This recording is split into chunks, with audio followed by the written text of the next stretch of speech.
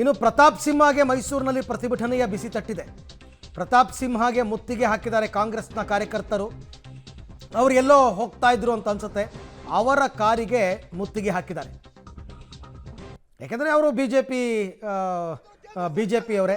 ಹಾಗಾಗಿ ಜೈನ್ ಹವಾಲಾ ಡೈರಿನಲ್ಲಿ ಹೆಸರು ಬಂದಿದೆ ಅನ್ನೋ ಒಂದೇ ಕಾರಣಕ್ಕೆ ಓಕೆ, ಪ್ರತಾಪ್ ಸಿಂಹಗೆ ಮೈಸೂರಿನಲ್ಲಿ ಪ್ರತಿಭಟನೆಯ ಬಿಸಿ ತಟ್ಟಿರ್ತಕ್ಕಂಥದ್ದನ್ನ ತಾವು ಗಮನಿಸ್ತಾ ಇದ್ದೀರಾ. ಈಗ ಅವರು ಕೂಡ ಈ ವಿಚಾರವಾಗಿ ರಿಯಾಕ್ಷನ್ ಕೊಡ್ತಾ ಇದ್ದಾರೆ. ಸಹಜವಾಗಿ ಎಲ್ಲ ಕಡೆ ಸ್ವಲ್ಪ ಇವತ್ತು ಆಕ್ರೋಶ ಭುಗಿಲೇಳ್ತಕ್ಕಂಥ ಸಾಧ್ಯತೆ. ಮುಖ್ಯಮಂತ್ರಿಗಳ ತವರು ಜಿಲ್ಲೆ ಮೈಸೂರಿನಲ್ಲಿ ಈ ರೀತಿಯಾದಂತಹ ಪ್ರತಿಭಟನೆ ಜೋರಾಗಿದೆ.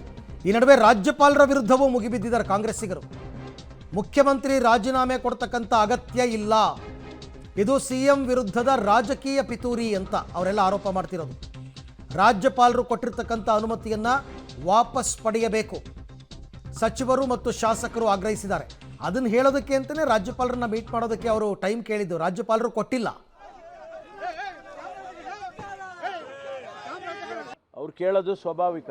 ನಾವು ಅದನ್ನು ಕಾನೂನು ಪ್ರಕಾರ ಹೋರಾಟ ಮಾಡ್ತೇವೆ. ಇದೆಲ್ಲ ಎದುರಿಸ್ತೀವಿ.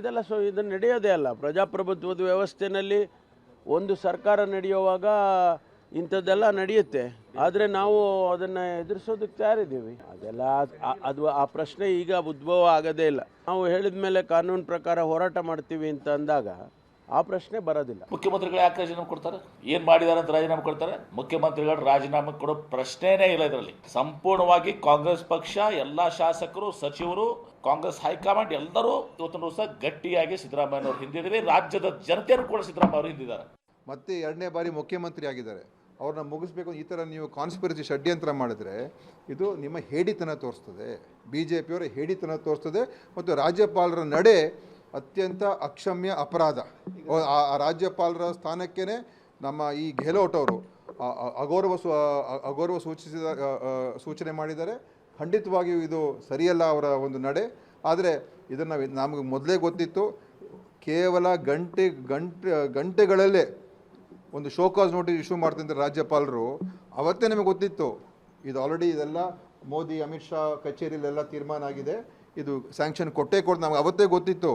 ನಮಗೆ ಇದ್ರ ಬಗ್ಗೆ ಏನು ಹೊಸ ಇದೇನು ನಮಗೆ ಆಶ್ಚರ್ಯ ಏನು ಪಡ್ತಕ್ಕಂಥ ಪ್ರಶ್ನೆನೇ ಇಲ್ಲ ಇದರಲ್ಲಿ.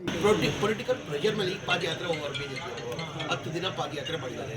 10 ದಿನ ಆಗಿ ಏನೂ ಆಗಲಿಲ್ಲ ಅಂದರೆ ಏನಾಗ್ತದೆ, ಇವ್ರು ಕೆಟ್ಟ ಹೆಸರು ಬರ್ತದೆ ಅಂತ ಪ್ರೆಷರ್ ಮೇಲೇ ಕೊಟ್ಟಿರೋದು. ನಮಗೆ ನ್ಯಾಯಾಲಯ ಬಗ್ಗೆ ವಿಶ್ವಾಸ ಇದೆ. 100ಕ್ಕೆ 100 ನ್ಯಾಯದಲ್ಲಿ ನಮ್ಗೆ ನ್ಯಾಯ ಸಿಗ್ತದೆ. ಏನು ಸಿಎಂ ಬದಲಾವಣೆ ಮಾಡ್ತಾರೆ? ಯಾಕಂದರೆ ಯಾವ ಬದಲಾವಣೆ